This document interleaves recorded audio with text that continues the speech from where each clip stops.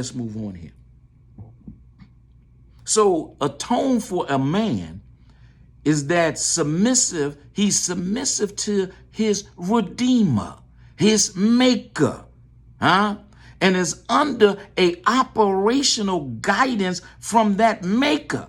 So the brother has to see the woman, see the brother, your duty, your dean is to uphold the entire book.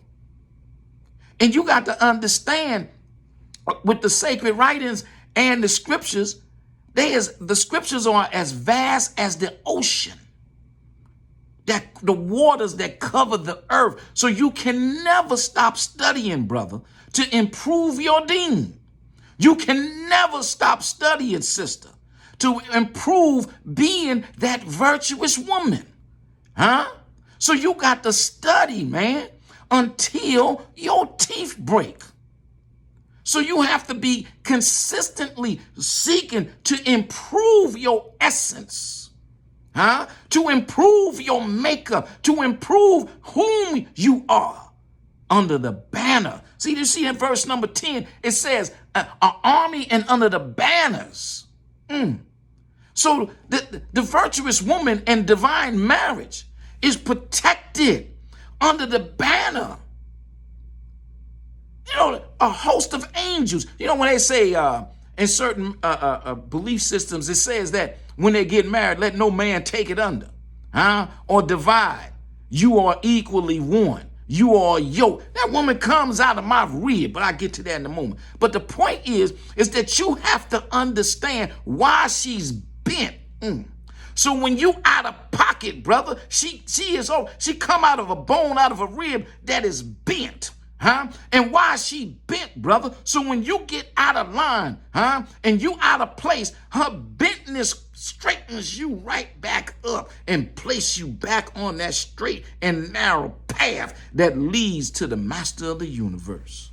A virtuous woman. I ain't just talking about no any woman. Anybody could call themselves a wife or a husband. But not when you start talking about the elect of the master of the universe. Not when you talk about the elect, the set apart. The set apart. Many are called and few are chosen. So we're talking about something totally different here. But let me move on. When you got this kind of tone, brother, from the Maker, and thereby the woman must be seeking to live her life, everlasting life. The woman must be seeking to live her life, everlasting life as a virtuous woman, to which is way above queenship. Way above a side chick or concubines, or etc. The divine order sets the tone. You don't have to be abusive, brother. Not with no virtuous woman, and you shouldn't be abusive with any kind of woman.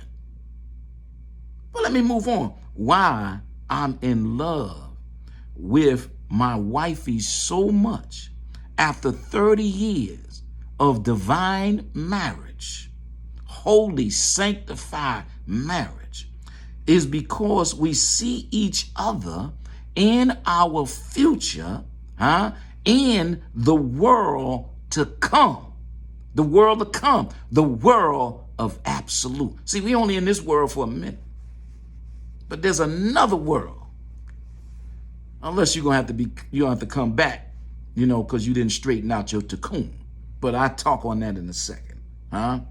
So until both man and woman return to their Maker, this relationship or marriage that many claim to seek is nothing but a fairy tale, a Cinderella story.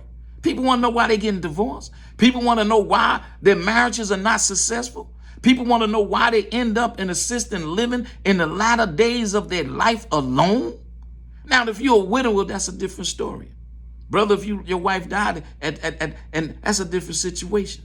But I'm talking about the time that you spend with that woman, huh? Or the time that you spend, sister, with that man. But people are getting married one day, next day they divorce. They getting married one day, next day they know for a few years they divorce. The marriage didn't work, or this, that, and other. Well,